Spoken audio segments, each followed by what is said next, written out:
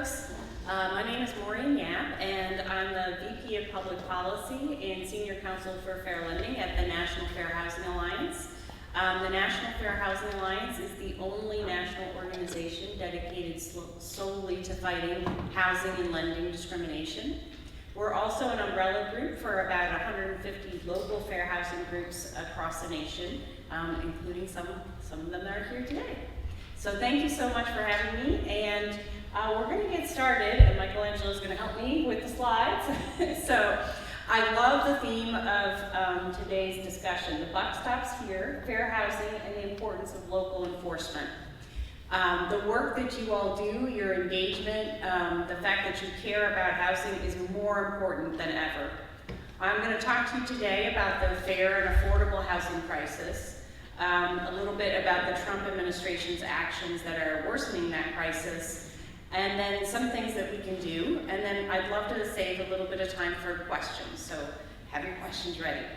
Next slide, please. So first, the fair and affordable housing crisis. Next slide, please. So we call it a fair housing crisis, and this is not news to you, but we have a record number of fair housing discrimination complaints.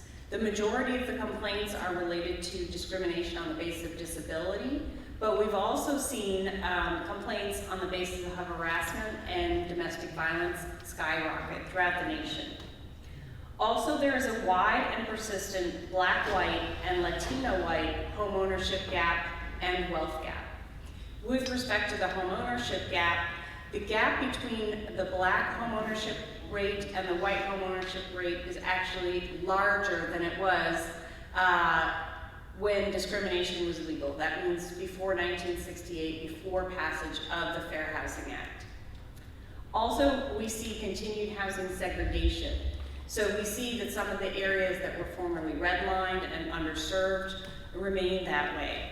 And a lot of them tend to be majority Black or majority Latino communities. And they don't have the same access that majority white communities have to transportation, to good jobs, to good schools. So this continues to be a problem in the United States. Next slide, please.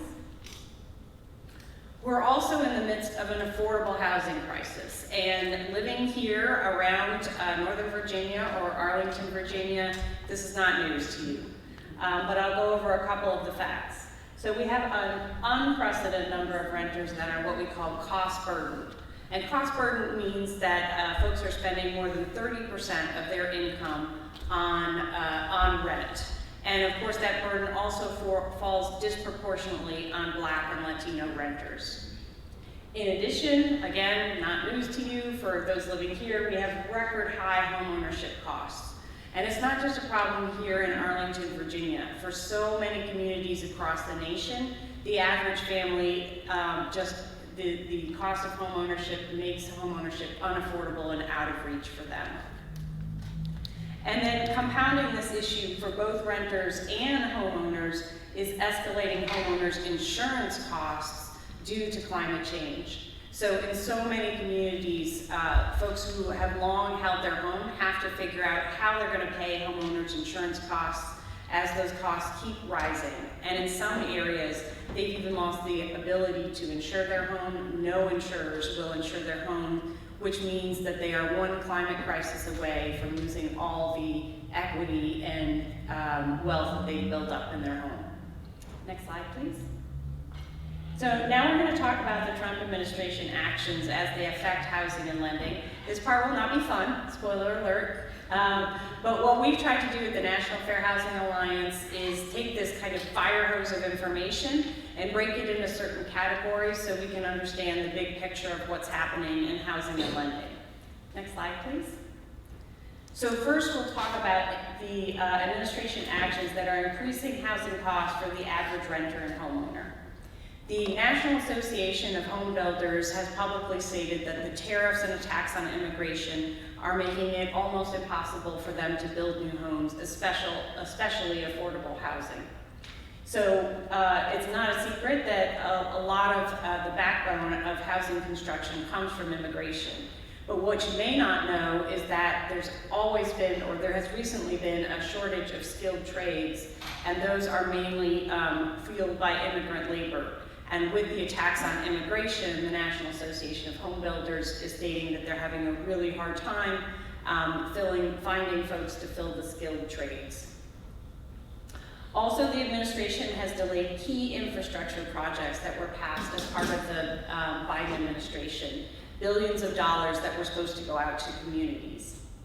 Also, the Federal Housing Finance Agency, which oversees Fannie Mae and Freddie Mac, has repealed tenant protections that were supposed to come through the financing of multifamily housing. Also, HUD's FHA has repealed consumer protections and appraisals. These were put together to address the horrible problem of families of color getting an undervaluation unless they had a white friend show their home. But these protections were meant to help everyone, give everyone the chance to appeal the finding of the value of their home. And now it's gone. And then just recently, the U.S. Veterans Administration has discontinued foreclosure protections, a special program that they had developed to do outreach to those VA borrowers who were seriously delinquent. And so now this puts tens of thousands of veterans and their families in jeopardy of losing their home. Next slide, please. The third area is rolling back established housing rights for people of all backgrounds. And so we know that right out of the gate, the administration attacked diversity, equity, inclusion, and accessibility programs, but we know it's so much broader than that. In addition, they've repealed protections against discrimination on the basis of sexual orientation and gender identity. HUD has said that they will no longer enforce their equal access rule, which was meant to protect against discrimination in federally assisted housing on the basis of sexual orientation and gender identity. We also anticipate that they will be issuing a proposed rule to significantly scale back those protections. The administration has also repealed many existing immigrant rights to receive FHA loans. And of course, in the middle of the night at the end of February, HUD rescinded fair housing grants for local fair housing groups, about half of the local fair housing groups across the nation, with no explanation. NAACP has a lawsuit that has given some of the sort of a stay on the rescission of the fair housing groups grants, but it's not enough to give fair housing groups the chance to plan. And then yesterday, when the Trump administration dropped their budget, they are proposing to completely zero out fair housing grants for the Fair Housing Initiatives program, as well as zero out CDBG funds. So a lot of hard hits to housing.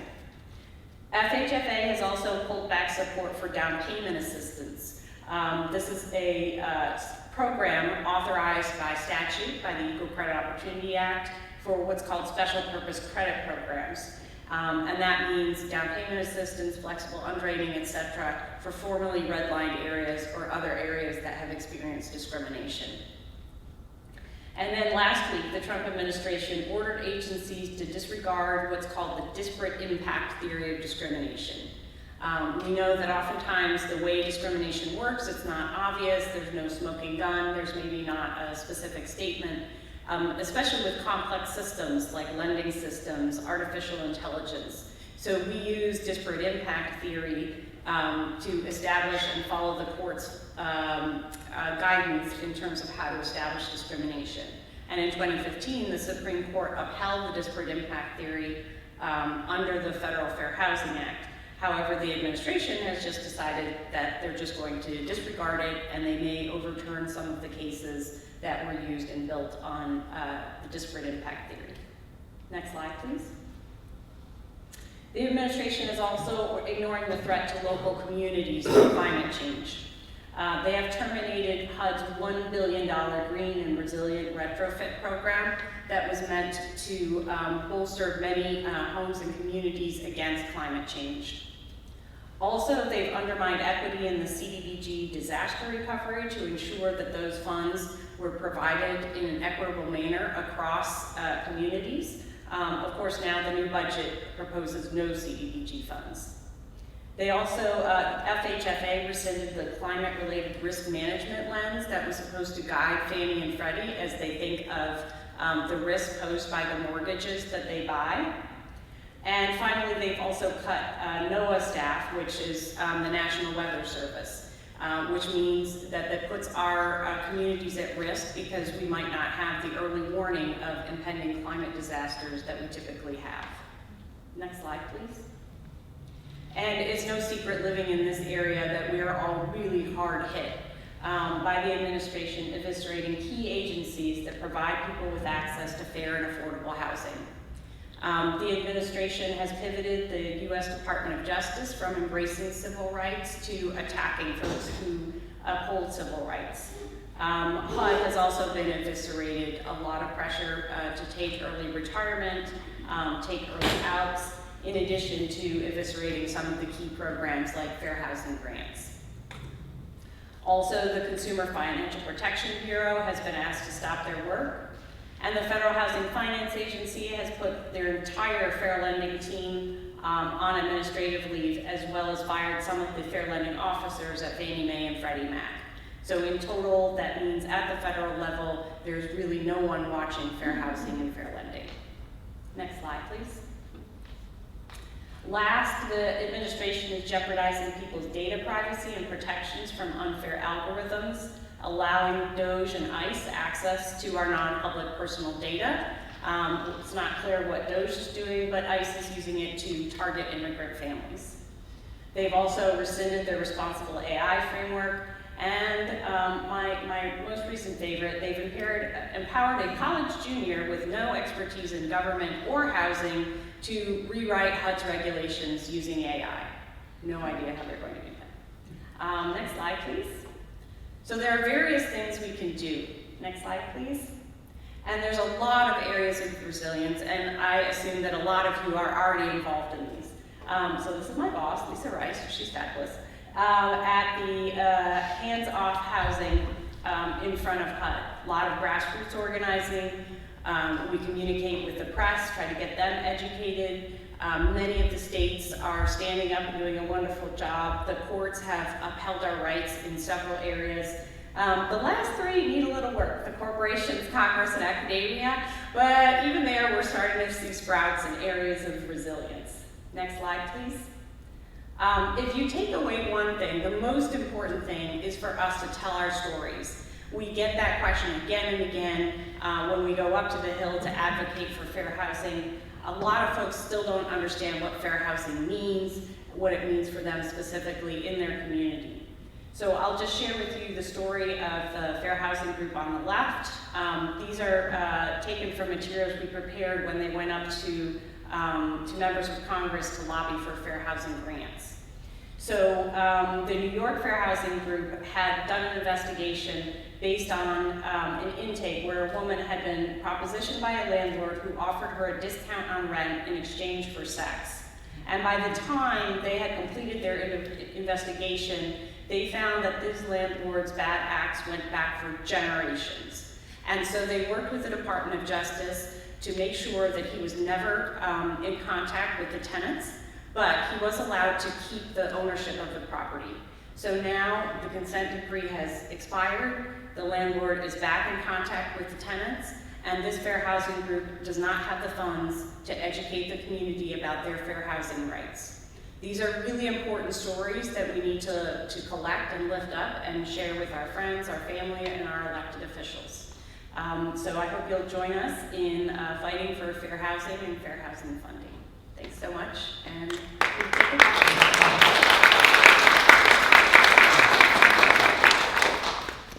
any questions? I'm really proud of you for not screaming and leaving the room, so thanks for that. I have a comment. We were watching the news last night. Was it the PBS News? And it said that no matter how much it appears that funds have been cut, if you look very closely, you'll find that the funds have not been cut so much, maybe 1% or so, but the funds are somewhere else. They moved them somewhere else. So look where the funds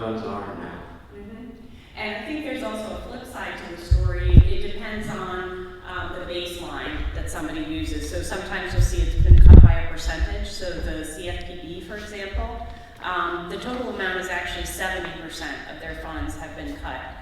Because if you look at the baseline of where they started, as opposed to the cuts from the first Trump administration.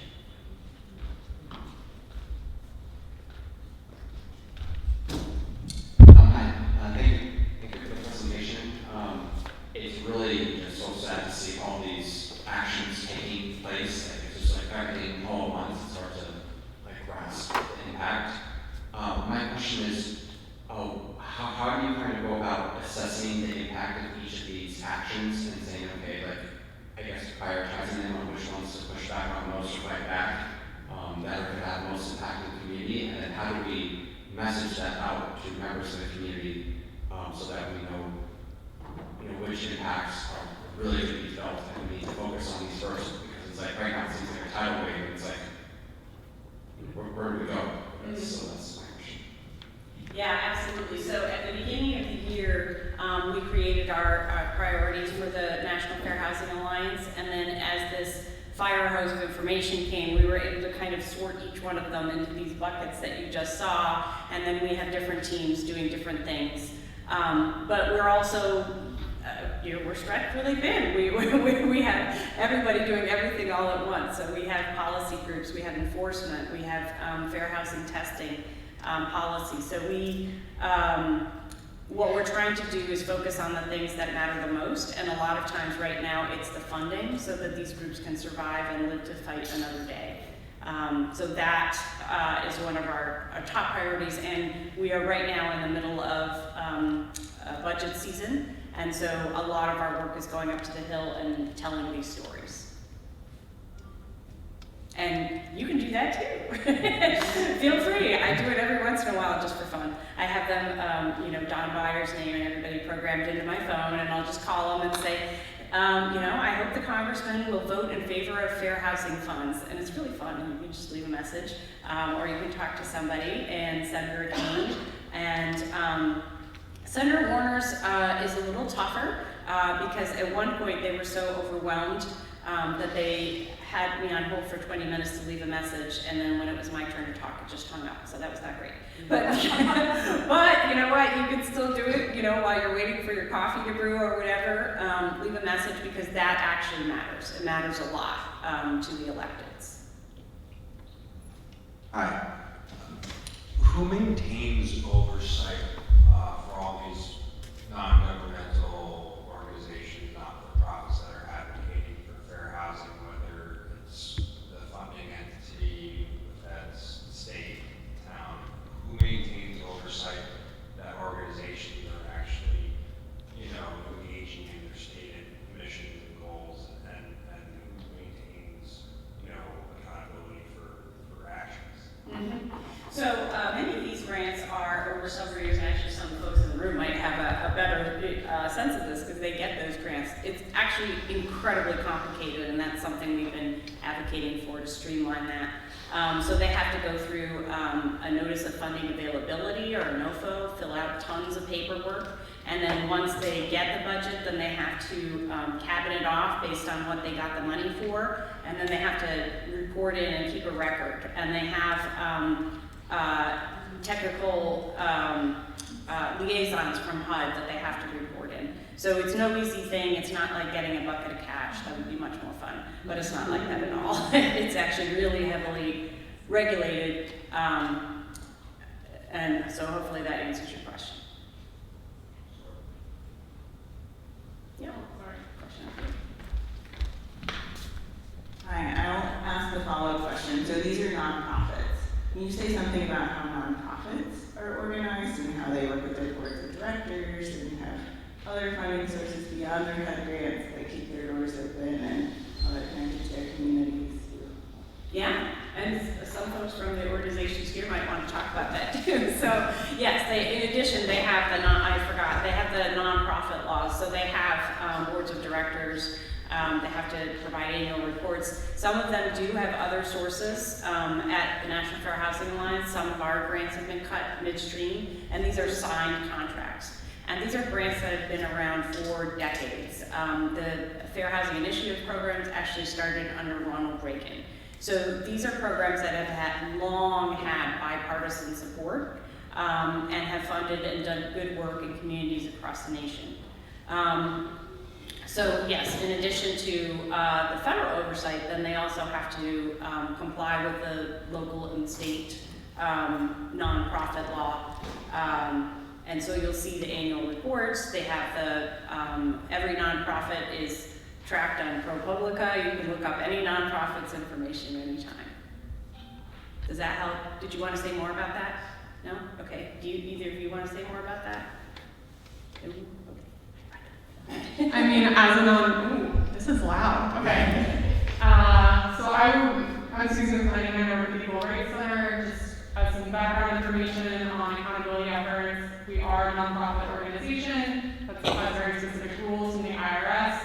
We undergo audits on an annual basis to check our finances. I fielded an email from our HUD grant rep this week asking about a discrepancy of 22 cents in our financial report of a couple, $100,000.